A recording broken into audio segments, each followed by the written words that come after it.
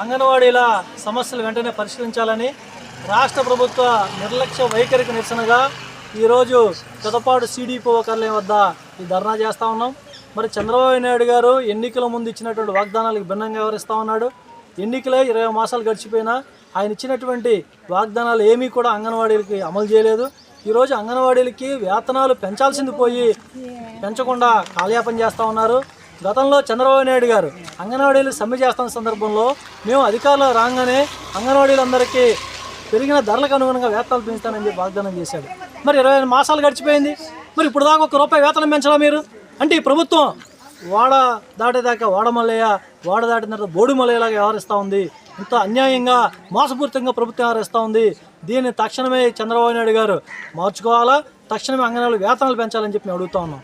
అదేవిధంగా ఇతర చిన్న చిన్న సమస్యలు కూడా పరిష్కారం చేయట్లా. వేసవి కాలంలో మే నెల అంతా కూడా సెలవులు ఇస్తామని చెప్పి ఎప్పటి నుంచో ప్రభుత్వం చెప్తూ ఉంది. మరి 4 రోజుల పాటు ఎండాకాలంలో పసిపిల్లలు 2 సంవత్సరాలు 3 సంవత్సరాలు 4 సంవత్సరాలు ఉన్న పిల్లలు అంగన్వాడీ కేంద్రాలకు ఎట్లా వస్తారు? మరి అంగన్వాడీ కేంద్రం సెలవులు ఇమ్మంటే కూడా ఇవాళ ఇవ్వట్లేదు. తక్షణమే అంగన్వాడీ కేంద్రాలకి సెలవులు ప్రకటించాలని చెప్పి మేము కోరుతా ఉన్నాం. అలాగే ఇతర అనేక రకాల డిమాండ్లు ఇవాళ జిల్లాలో అనేక పోస్టులు ఖాళీగా ఉన్నాయి. దగ్గర 300 అంగన్వాడీ కేంద్రాల్లో వర్కర్లు కానీ హెల్పర్ల పోస్టులు ఖాళీగా ఉన్నాయి. భర్తీ చేస్తామని ఎప్పటి నుంచి చెప్తా ఉన్నారు. ఇప్పుడు దాకా నోటిఫికేషన్ జారీ చేయాలి. ఆ పోస్టుల భర్తీ చేయడం కోసం నోటిఫికేషన్ ఇవ్వాలని చెప్పి గౌరవ కలెక్టర్ గారు విజ్ఞప్తి చేస్తా ఉన్నాం. అదే రకంగా ఈ రోజున అంగన్వాడీలో అనేక రకాలైనటువంటి పని భారాలతో తీవ్రమైనటువంటి ఇబ్బందులు పడుతూ ఉన్నారు. ఫోన్లు ఇచ్చారు, ఫోన్లు కూడా సక్రమంగా పనిచేయవు. పనికి వచ్చేటువంటి ఫోన్లు వాళ్ళు ఇచ్చినటువంటి పనికి అనుగుణంగా ఆ సర్వర్ ఉండేటువంటి విధంగా ఫోన్లు ఇమ్మని చెప్పి మేము అడిగితే మళ్ళీ నాసిరకం ఫోన్లు ఇచ్చారు. వర్కర్లు చాలా ఇబ్బందులు పడుతూ ఉన్నారు.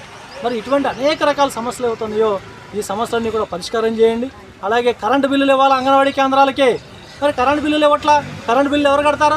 ఇవాళ గ్యాసు కొరత వచ్చింది, చాలా ఇబ్బందులు పడతారు అంగన్వాడీలు. అంగన్వాడీ కేంద్రాల్లో పిల్లలకి వడ్డించాల్సిన అవసరం ఉన్నది. మరి గ్యాస్ బండలో ఎన్ని కావాలితే అన్ని ఇవ్వాలి.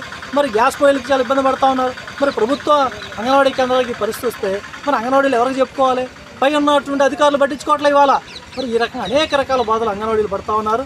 తక్షణమే ఈ సమస్యలన్నీ కూడా పరిష్కారం చేయాలని మేము సీఎడ్ గారు విజ్ఞప్తి చేస్తాను.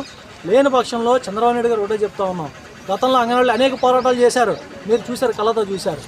మరి అంగన్వాడీల యొక్క వేతనాలు పెంచకపోతే రానున్న రోజుల్లో అంగన్వాడీలు ఎటువంటి పోరాటానికైనా సిద్ధపడతారని చెప్పి మేము హెచ్చరిస్తాము.